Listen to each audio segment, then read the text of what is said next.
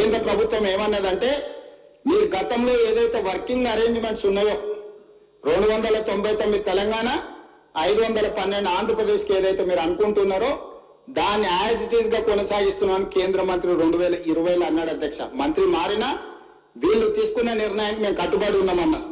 అప్పుడు ఒకవేళ ఏదైనా ఈ రోజు తప్పులు పడుతున్న చంద్రశేఖరరావు గారు మాట్లాడాల్సింది పాతది తెలుసో తెలియకనో తప్పు చేసినాం, ఇప్పుడు మా ఆలోచన మా విధానాన్ని మార్చుకున్నాం, మా తెలంగాణకు రావాల్సిన నీళ్లు ఇన్ని అని అడగలేదు అధ్యక్ష.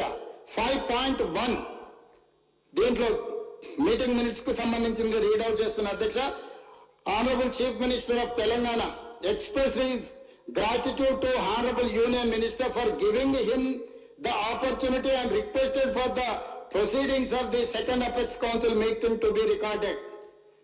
ఇంత గొప్ప అవకాశం ఇచ్చినా 299 512 పంచుకోవడానికి మీకు మనస్ఫూర్తిగా ధన్యవాదాలు చెప్తున్నా, మీ కృతజ్ఞతగా ఉంటా అని చెప్పి కింద ఏమన్నాడు, ఈ stated that the working arrangement between both the states is still continuing and until and unless water sharing is finalized by the tribunal under section 3 of ISRWD Act of 1956 categorical గా చంద్రశేఖరరావు గారే స్వయంగా పదే మేము అంటుంటే మాకు సంబంధం లేదని శాసనసభ్యుడు హరీష్ రావు గారు అంటున్నారు కదా అధ్యక్ష.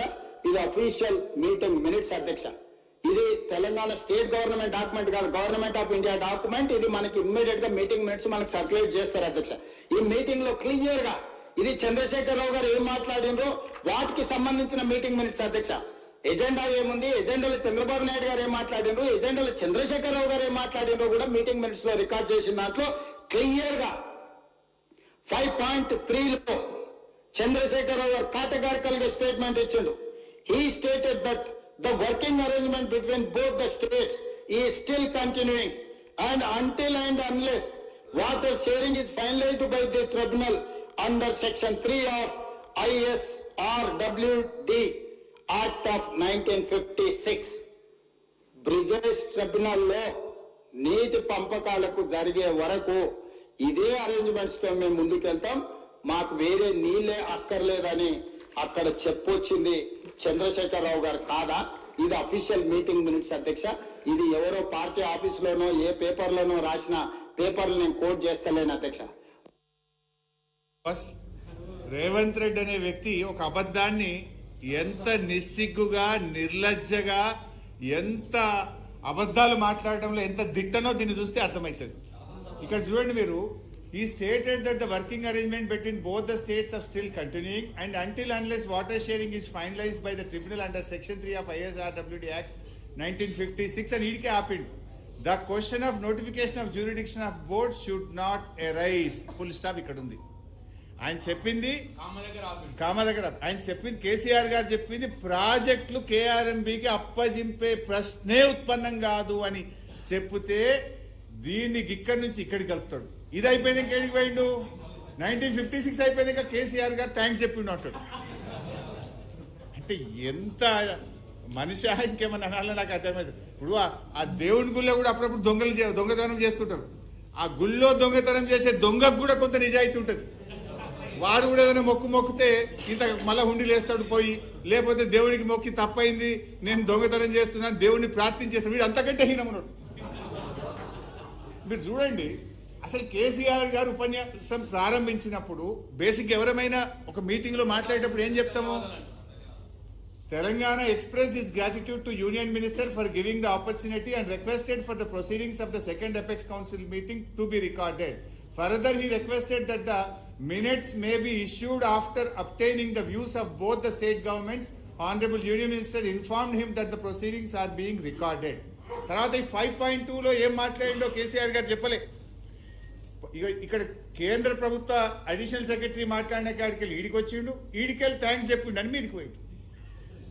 ఇక్కడ మీటింగ్ స్టార్ట్ అయ్యేటప్పుడు నాకు అవకాశం ఇచ్చినందుకు ధన్యవాదాలు అని స్టార్ట్ చేసిండు. తర్వాత కేసీఆర్ గారు ఏమన్నారు, honourable CM of Telangana commented on the agenda items and recalled that immediately after the formation of state of Telangana, he had made a representation to the Ministry of Water Resources on 14th July 2014 under Section 3 of ISRWD Act 1956 asking for an equitable allocation of Krishna waters. He stated that Telangana is the youngest state and every state has a constitutional right to get a fair and equitable allocation of river waters. Telangana has requested to refer the matter to a tribunal and Government of India should not have any reservation on this. Even after 7 years of the formation, Telangana state is still waiting to know about its legitimate share of waters. After 1 year, they had approached the Supreme Court. He stated that he has mentioned all this in his letter to Honorable Minister Jal Shakti and had argued to include them in the agenda of the meeting.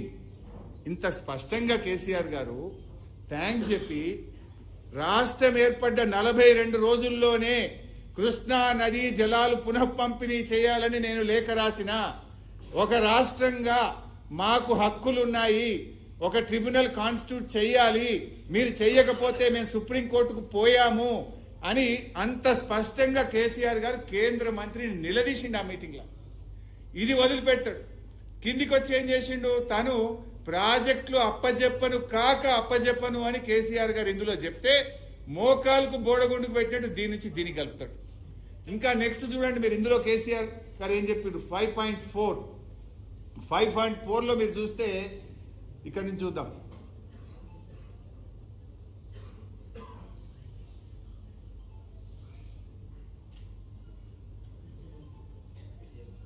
Godavari తర్వాత ఇంకొంచెం పైన he stated that, you can చూద్దాం.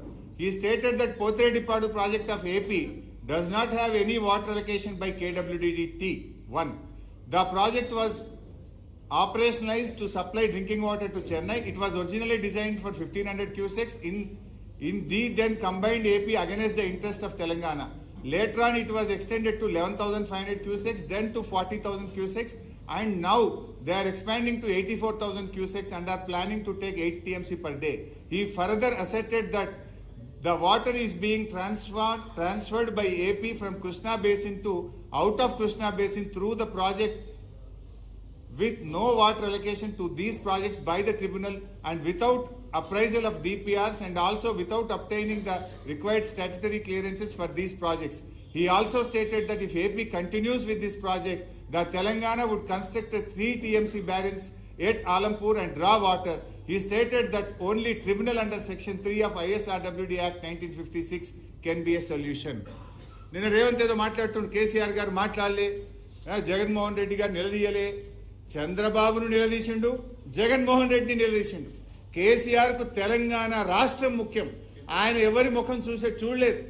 ఇలా ఇది కేంద్ర మంత్రి సమక్షంలో, జగన్మోహన్ రెడ్డి సమక్షంలో పోతిరెడ్డిపాడు అక్రమ ప్రాజెక్టు నాన్ బేసిన్ కు మీరు నీళ్లు తీసుకుపోతున్నారు.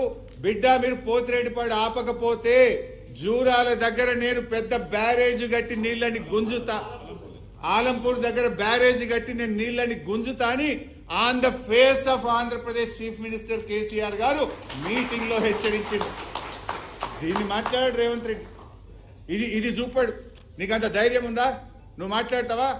ఫస్ట్ ఎపెక్స్ లో ఆనాడు చంద్రబాబు నాయుడు పాలమూరును వ్యతిరేకిస్తే కేసీఆర్ గారు పీపీటీ ఇచ్చిండు. అక్కడ ఇగో చూడు, చంద్రబాబు నాయుడు పాలమూరును దత్తత తీసుకున్నాడు అనే పీపీటీ ఆయన వీడియో ఆయనకే చూపించిండు. బీజేపీ మేనిఫెస్టో చూపించిండు, కాంగ్రెస్ మేనిఫెస్టో చూపించిండు. ప్రధానమంత్రి మహబూబ్ నగర్కి వచ్చి పాలమూరు ప్రాజెక్టుకు అనుమతులు ఇస్తా అని ప్రధానమంత్రి మాట్లాడిన వీడియో చూపించి బీజేపీ ఒప్పుకున్నది, కాంగ్రెస్ ఒప్పుకున్నది, తెలుగుదేశం ఒప్పుకున్నది, ఎట్లాప్తారు పాలమూరు అని చంద్రబాబు నాయుడు ముఖం మీద బల్ల గుద్ది ఫస్ట్ ఎపెక్స్ కౌన్సిల్లో మాట్లాడింది. సెకండ్ ఎపెక్స్ కౌన్సిల్ మీటింగ్ లో బిడ్డను పోతిరెడ్డిపాడు ఆపకపోతే ఆలంపూర్ దగ్గర నేను బ్యారేజ్ కట్టి నీళ్లు గుంజుతాని మీటింగ్ లో చెప్పడమే కాదు, కేసీఆర్ గారు క్యాబినెట్ లో పెట్టిండు, ఆమోదించిండు, జీవో కూడా దీని మీద ఇచ్చి అంత గట్టిగా నిక్కచ్చిగా తెలంగాణకు నీళ్ల కోసం పోరాడిన నాయకుడు కేసీఆర్. ఎవడన్నా మెడ మీద తలకాయ ఉన్నోడు కేసీఆర్ గారు తెలంగాణకు నీళ్లలో అన్యాయం చేస్తే నమ్ముతాడే? కేసీఆర్ ప్రాణమే ఇచ్చి తెలంగాణ సాధించిన కేసీఆర్ గారు తెలంగాణకు నీళ్ళలో అన్యాయం చేస్తాడా? మెడ మీద తలకాయ ఉన్నోడు మాట్లాడే మాటనా? ఇగో రేవంత్ రెడ్డి రాజకీయాల కోసం రాష్ట్ర ప్రయోజనాల్ని కూడా ఫానంగా పెడతా ఉన్నాడు. అంటే ఇంత చిల్లరగా ఎంత తప్పు. నిన్న అసెంబ్లీలో ఇంకో మాట మాట్లాడి స్టార్టింగే